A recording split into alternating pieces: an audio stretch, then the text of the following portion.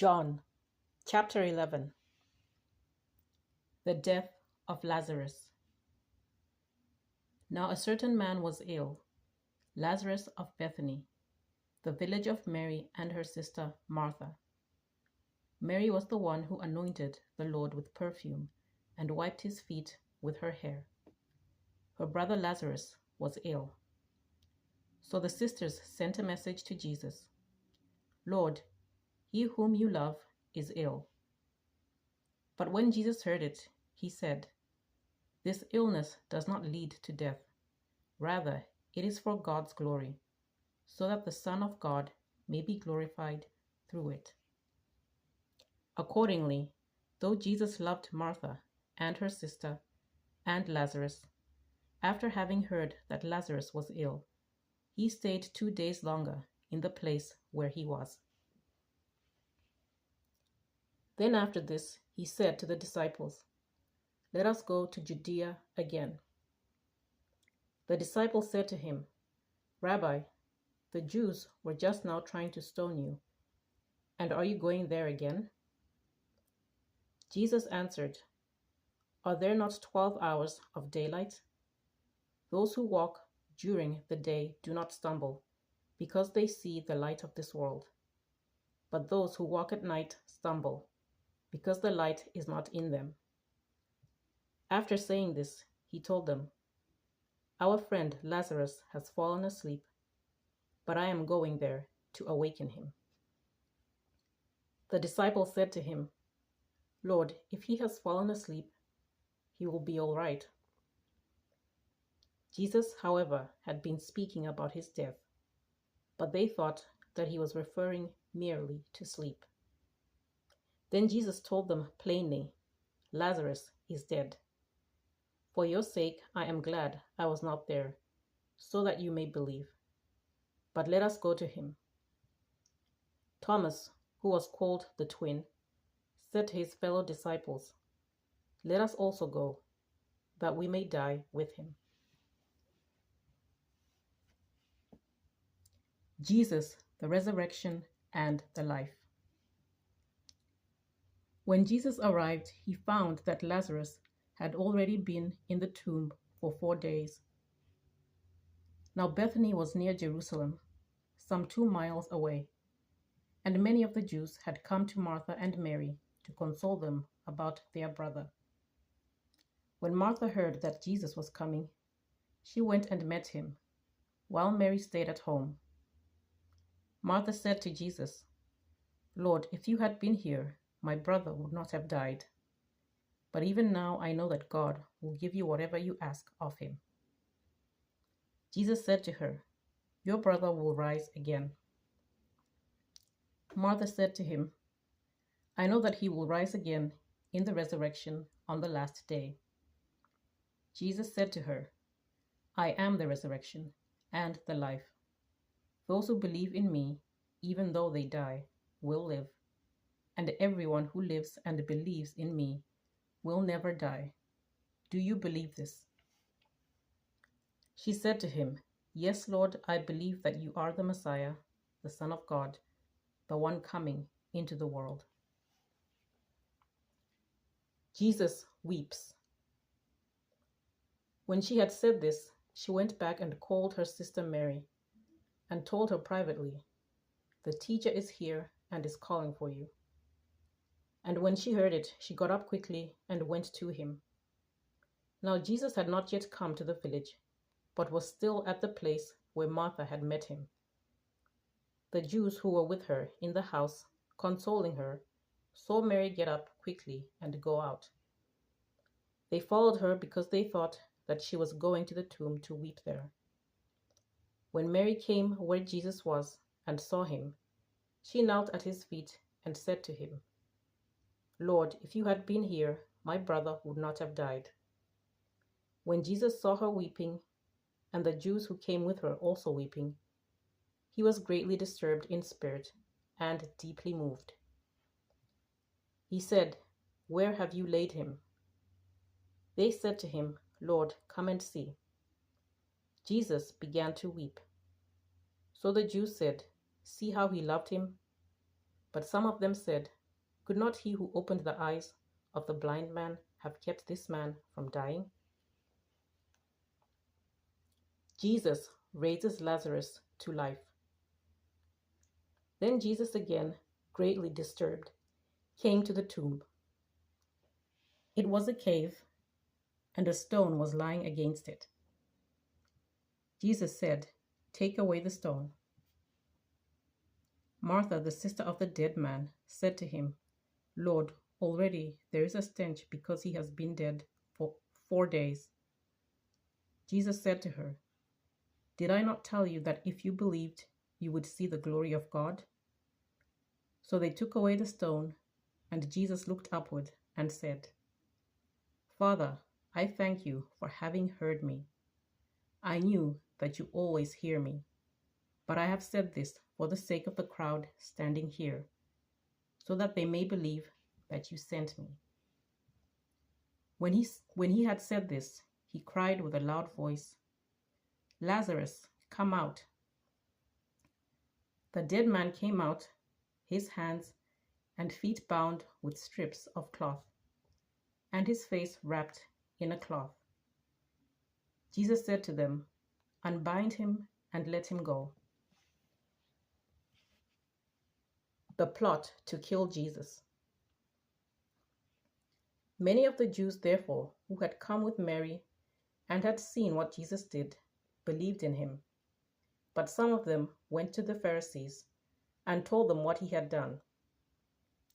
So the chief priests and the Pharisees called a meeting of the council and said, "What are we to do?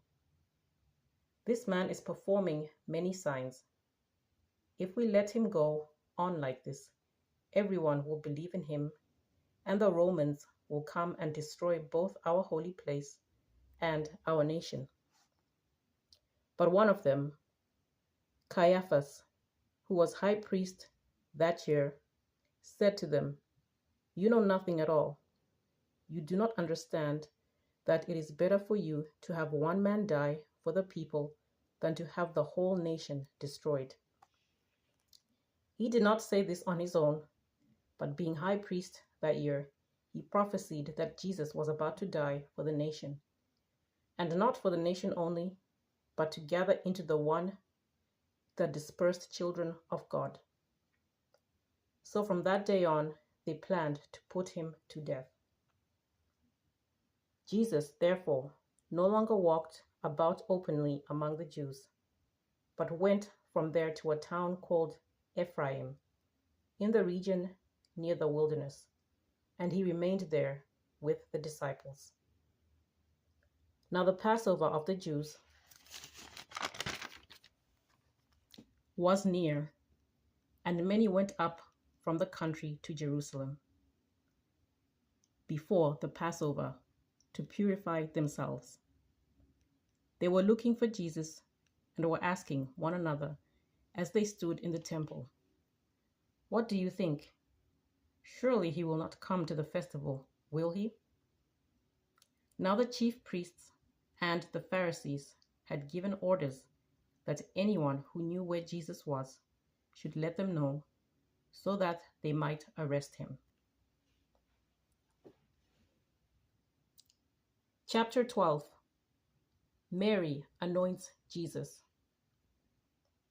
6 days before the Passover, Jesus came to Bethany, the home of Lazarus, whom he had raised from the dead.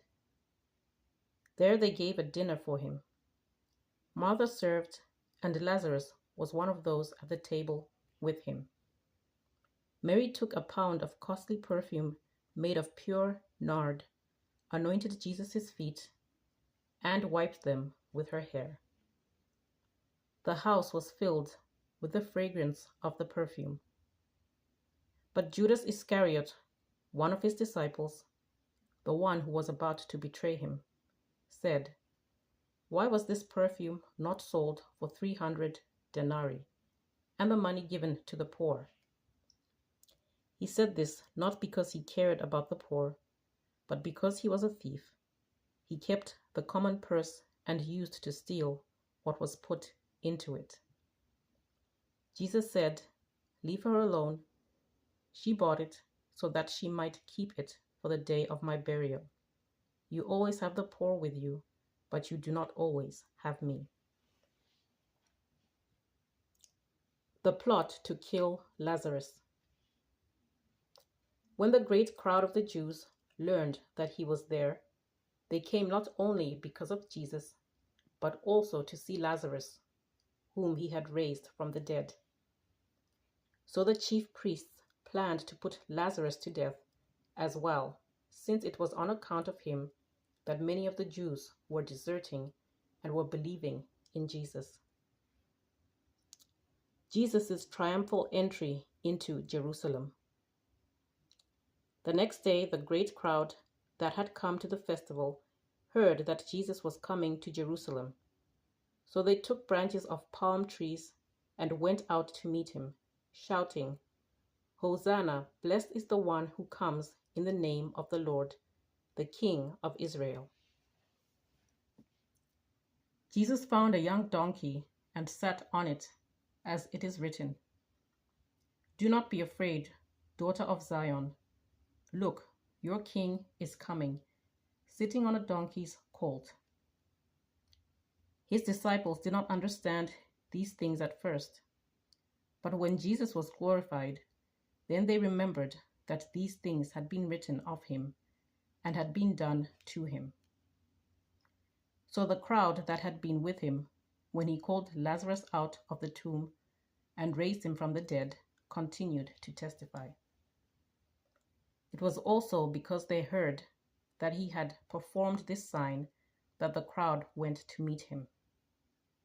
The Pharisees then said to one another, "You see, you can do nothing. Look, the world has gone after him." Some Greeks wished to see Jesus.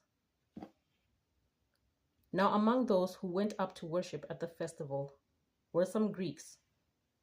They came to Philip, who was from Bethsaida in Galilee, and said to him, "Sir, we wish to see Jesus." Philip went and told Andrew. Then Andrew and Philip went and told Jesus. Jesus answered them, "The hour has come for the Son of Man to be glorified. Very truly, I tell you, unless a grain of wheat falls into the earth and dies, it remains just a single grain. But if it dies, it bears much fruit. Those who love their life lose it, and those who hate their life in this world will keep it for eternal life. Whoever serves me must follow me, and where I am, there will my servant be also. Whoever serves me, the Father will honor." Jesus speaks about his death. "Now my soul is troubled, and what should I say? Father, save me from this hour. No, it is for this reason that I have come to this hour. Father, glorify your name." Then a voice came from heaven, "I have glorified it, and I will glorify it again." The crowd standing there heard it, and said that it was thunder. Others said an angel had spoken to him. Jesus answered, "This voice has come for your sake, not for mine. Now is the judgment of this world. Now the ruler of this world will be driven out, and I, when I am lifted up from the earth, will draw all people to myself." He said this to indicate the kind of death he was to die. The crowd answered him, "We have heard from the law that the Messiah remains forever. How can you say that the Son of Man must be lifted up? Who is this Son of Man?" Jesus said to them, "The light is with you for a little longer. Walk while you have the light, so that the darkness may not overtake you. If you walk in the darkness, you do not know where you are going. While you have the light, believe in the light, so that you may become children of light." the unbelief of the people. After Jesus had said this, he departed and hid from them. Although he had performed so many signs in their presence, they did not believe in him. This was to fulfill the word spoken by the prophet Isaiah. Lord, who has believed our message, and to whom has the arm of the Lord been revealed? And so they could not believe, because Isaiah also said, He has blinded their eyes and hardened their heart, so that they might not look with their eyes and understand with their heart and turn, and I would heal them. Isaiah said this because he saw his glory and spoke about him. Nevertheless, many, even of the authorities, believed in him. But because of the Pharisees, they did not confess it, for fear that they would be put out of the synagogue. For they loved human glory more than the glory that comes from God. Summary of Jesus' teaching. Then Jesus cried out, Whoever believes in me believes not in me, but in him who sent me. And whoever sees me sees him who sent me. I have come as light into the world, so that everyone who believes in me should not remain in the darkness. I do not judge anyone who hears my words and does not keep them. For I came not to judge the world, but to save the world. The one who rejects me and does not receive my word has a judge. On the last day, the word that I have spoken will serve as judge. For I have not spoken on my own, but the Father who sent me has himself given me a commandment about what to say and what to speak. And I know that his commandment is eternal life. What I speak, therefore, I speak just as the Father has told me.